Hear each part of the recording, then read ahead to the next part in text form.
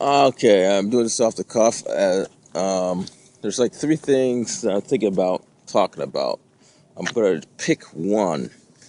I actually want to pick the ontological or the arguments for God.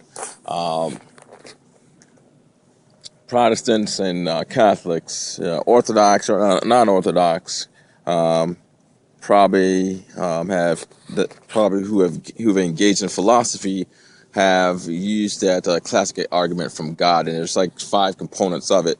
The first one is it's called the contingency argument, and it says that everything has a cause, and but the bottom line to them is that since everything needs to have a cause, and the universe exists, it must have a cause, and they believe that that cause is God.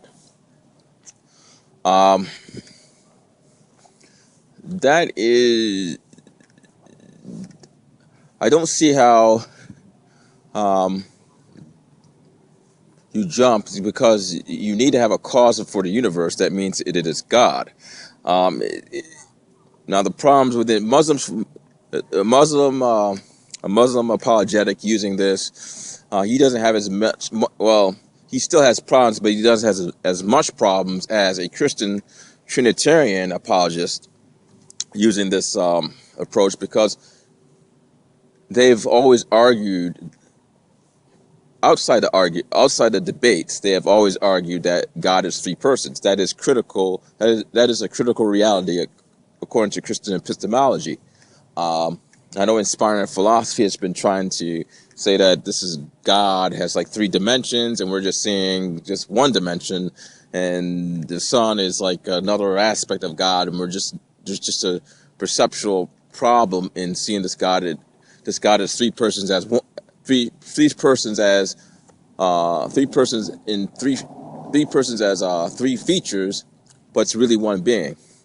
I'm sorry. I mean, he's trying to compare it to a cube where you have three sides of a cube, and each side of the cube is a part of that cube. Well, that would be analogous to the Trinity, where the Trinity, each dimension of the Trinity is, well, one dimension is Jesus Christ, the second dimension is the Father, and the third dimension is the Holy Spirit. I'm not sure on what order he would use it, but that is how he theorized the Trinity. I don't think that works, because the first problem is you're comparing a physical object to entities that are clearly distinct in the Bible. Okay, they're not joined. The joining of a personal entity and a mind is clearly illuminated in our reality. Okay, so you would have to use somebody that is a person, clearly a human being.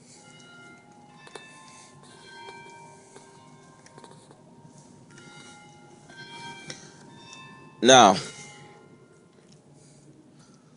the second problem,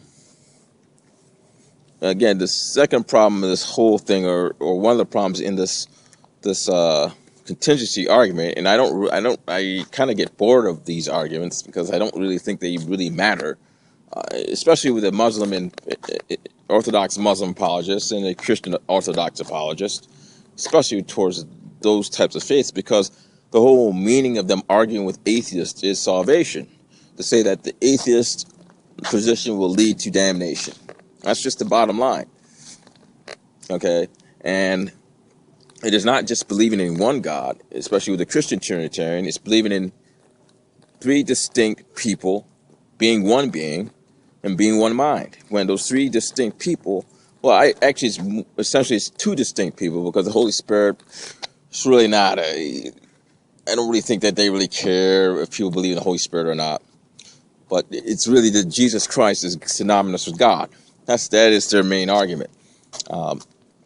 That is the so-called paradox the Christian epistemologist has to overcome. Okay. Now the Muslim evangelical apologist, he doesn't have to overcome that problem, because he actually thinks it's one mind. However, like the Christian epistemologist, the Muslim epistemologist seems to presuppose that, God created some good person who is just, kind, fair, and intervened in the universe. It's part of the universe. There's a reason why you're here. And he created all these commandments and you need to follow them. And it's revealed in our books. No. Sorry. The best argument that you have made only reflects a deistic God. Okay. Because you are arguing for a God that is a creator of the universe, not some guy that's going to punish you forever in hell. Okay, who cares about you masturbating? Okay, not that type of guy. You're arguing a creator of the universe. I mean, to be honest, I don't know. I'll leave that for another day. But I'm kind of tired of hearing these arguments, and I'm tired right now. So I just don't see the point in these arguments, because even in the Muslim epistemology, God is an intervening agent, okay? Somehow he's intervening, or he's a personal God who cares about you following his rules, and if you don't follow these rules, you're going to get in trouble. That's it. That's the whole argument. That is why they debate atheism. The atheism worldview is, to them, immoral because it leads to internal suffering.